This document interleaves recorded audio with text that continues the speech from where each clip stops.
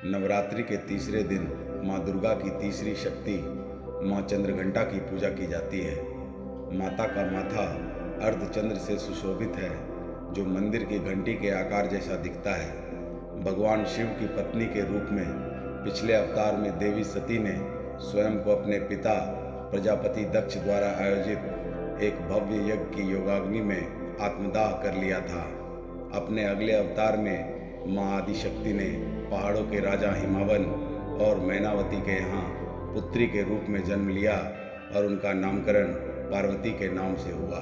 महर्षि नारद के आग्रह पर माता पार्वती ने भगवान शिव को अपने पति के रूप में पाने के लिए कठोर तपस्या की। दोस्तों, माँ चंद्रघंटा की कथा में आगे बढ़ने से पहले एक बार फिर से हमारे YouTube चैनल इटर्नल एक्सटेसी में आप सभी का बहुत बहुत स्वागत है। दोस्तों, इस नवरात्रि में हम प्रत्येक दिन माता के एक स्वरूप की कथा लेकर आपके सामने उपस्थित होंगे। अगर आपने अभी तक हमारा चैनल सब्सक्राइब नहीं किया है तो कृपया इसे सब्सक्राइब करें। अगर आपको हमारा आज का ये वीडियो पसंद आता है तो लाइक और शेयर ज़रूर करें। साथ ही आपकी प्रतिक्रिया कमेंट सेक्शन में ज़रूर दें। माता सती को खोने के बाद भगवान शिव सांसारिक प्रसंग से अलग होकर एकांत हो गए और पहाड़ों में गहन ध्यान और तपस्या में लीन हो गए। लेकिन भगवान शिव को अपने पति के रूप में पाने के लिए माता पार्वती की कठोर तपस्या को देखने के बाद भगवान शिव विवाह के लिए सहमत और तैयार हो गए। विवाह समारोह के दिन भगवान शिव बहुत ही भयानक रूप में राजा हिमावन के महल पहुँचे। उनके शरीर पर राख और गले में सर्प लिपटा हुआ था। उनका सिर बड़े बड़े उलझे हुए बालों की जटाओं से ढका हुआ था। उनकी बारात भी अजीबोगरीब थी। बारात में देवता, शिवगण, भूत प्रेत, राक्षस, अघोरी, ज्योतिषी, ऋषिगण आदि शामिल थे। भगवान शिव का ऐसा भयानक रूप और उनकी अजीबोगरीब बारात को देखकर माता पार्वती की माँ और अन्य रिश्तेदार सदमे की स्थिति में आ गए। उनमें से ज़्यादातर आतंक के कारण पूरी तरह बेहोश हो गए।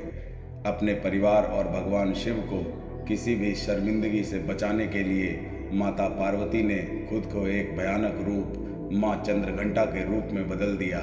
इस रूप में माता चंद्रघंटा का रंग स्वर्ण के समान चमकीला था। इनकी 10 भुजाएं तथा 3 नेत्र थे। इन्होंने अपनी 9 भुजाओं में कमल, गदा, बाण, धनुष, त्रिशूल, खड्ग, खप्पर, चक्र और अस्त्र शस्त्र धारण कर रखा था, जबकि 10वें हाथ से उन्होंने अपने भक्तों को आशीर्वाद दिया था।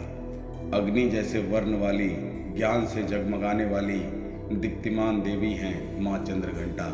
ये शेर पर आरूढ़ हैं तथा युद्ध में लड़ने के लिए उन्मुख हैं। यह रूप दर्शाता है कि आदि शक्ति अपने भक्तों के प्रति दयालु और ममतामयी होने के साथ साथ अपने दुश्मनों के प्रति भयानक और द्वेषपूर्ण हो सकती हैं। चंद्रघंटा के रूप में माता ने भगवान शिव को एक सुंदर राजकुमार का रूप लेने के लिए राजी कर लिया और उनकी बारात को भी कुलीन बना दिया। भगवान शिव फिर कई रत्नों से युक्त एक आकर्षक राजकुमार के रूप में प्रस्तुत हुए। भगवान शिव और देवी पार्वती का विवाह विधि विधान से संपन्न हुआ।